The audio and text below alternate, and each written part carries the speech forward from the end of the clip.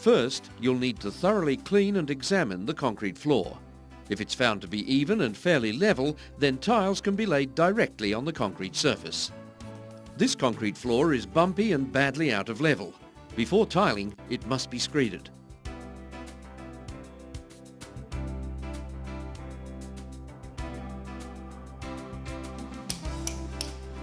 To ensure stability on a smooth or shiny floor, the surface is keyed by pitting it with a hammer and cold chisel.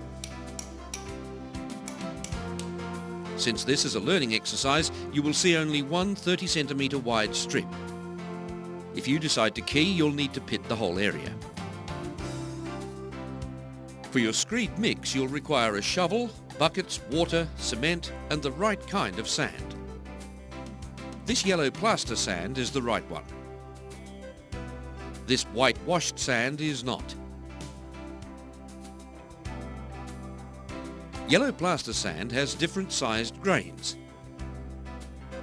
On the other hand, white sand has grains roughly the same size. Therefore, yellow plaster sand mixes better with cement, making a perfect 4-to-1 mix.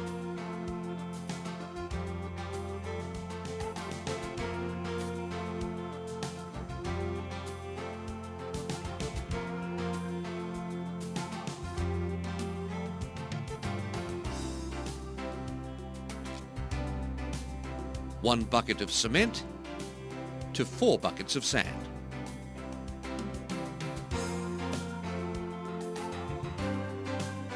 Make sure that the sand and cement is well mixed. You'll need to move your pile, shovel by shovel, to one side.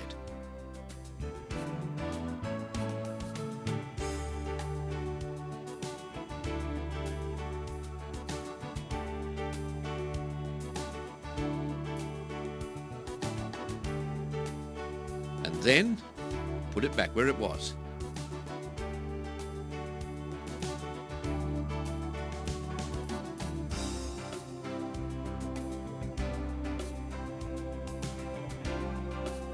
In order to add the water, you'll have to do the same exercise again.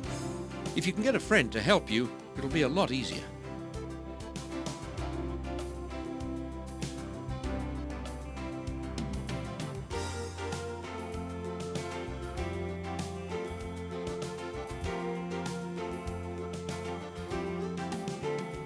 The water is gradually added with the aid of a sponge until it reaches the consistency of a dry cake mix. That's to say, when you squeeze it in your hand and release it, it retains its shape. You'll need to check quantities with your supplier. Depending on your floor area, you may require a lot of mix, so enlisting a friend is a really good idea. If you've decided to key the floor, you'll need to mix water and cement in a bucket until it looks like a thick gravy, called a slurry.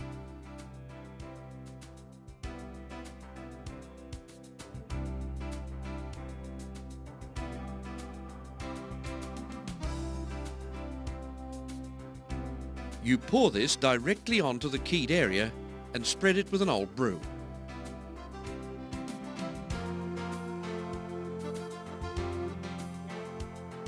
This process ensures a good bond between the keyed surface and the screed.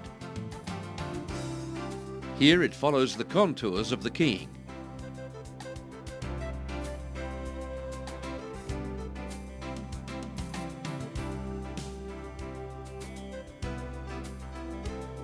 Then you add your first screed strip and spread it with the steel float.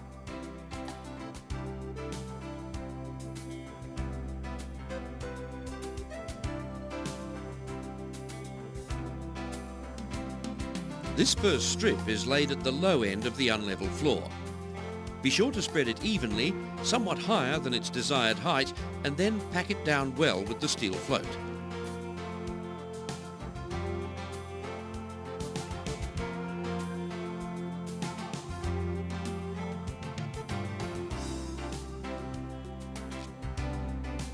Then, using the straight edge, remove the excess mix from the screed strip and check for level until the desired height and level is achieved.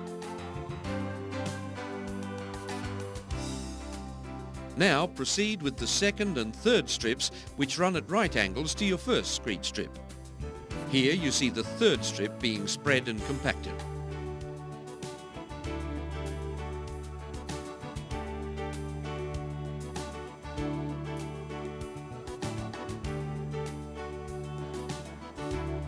Then use that straight edge again, holding it firmly with both hands, rotating it and pulling it towards you while gently pressing it down. Check again for level and then clean up the excess.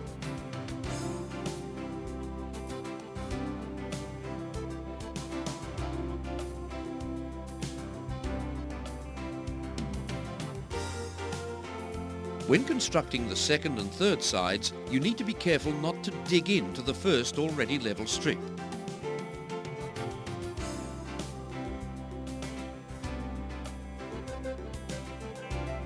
When you're sure that your three sides are level, you can lightly apply the wooden or plastic float to achieve a perfectly level surface.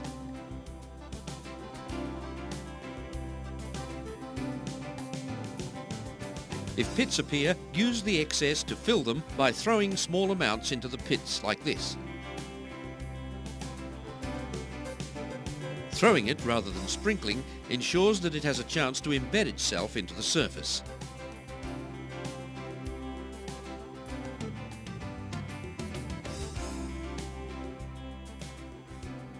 And when you've finished your three sides, it should look something like this. Now you're ready to fill the centre. Shovel in the mix as before and spread it evenly in the same way as before with the steel float.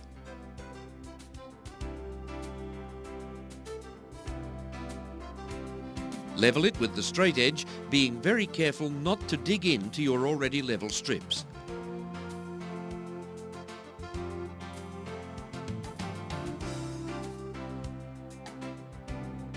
Float it off with the wooden or plastic float and proceed with your next strip.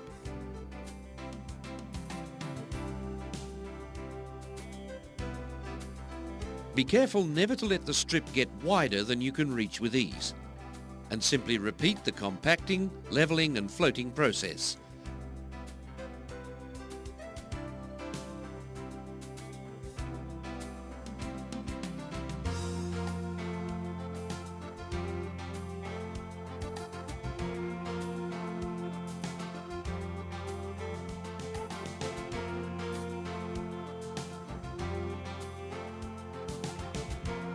Holding the straight edge with both hands, rotating it and pulling it towards you, applying a gentle pressure to remove the excess.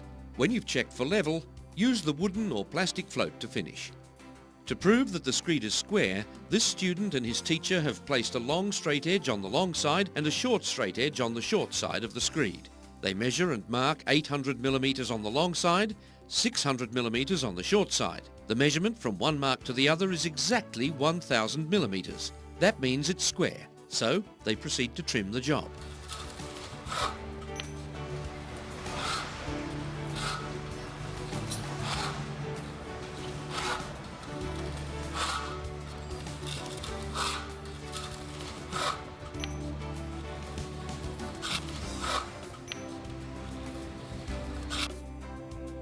Using the trimmed edges, they measure the exact width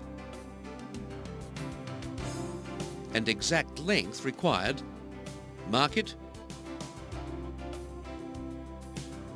relay the straight edge and trim the other two sides.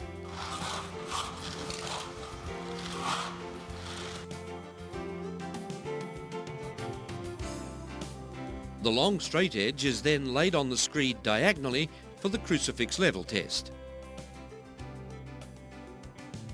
The spirit level is added and well done, young man. This screed is level and square. When it's dry in about 24 hours, it'll be ready for tiling.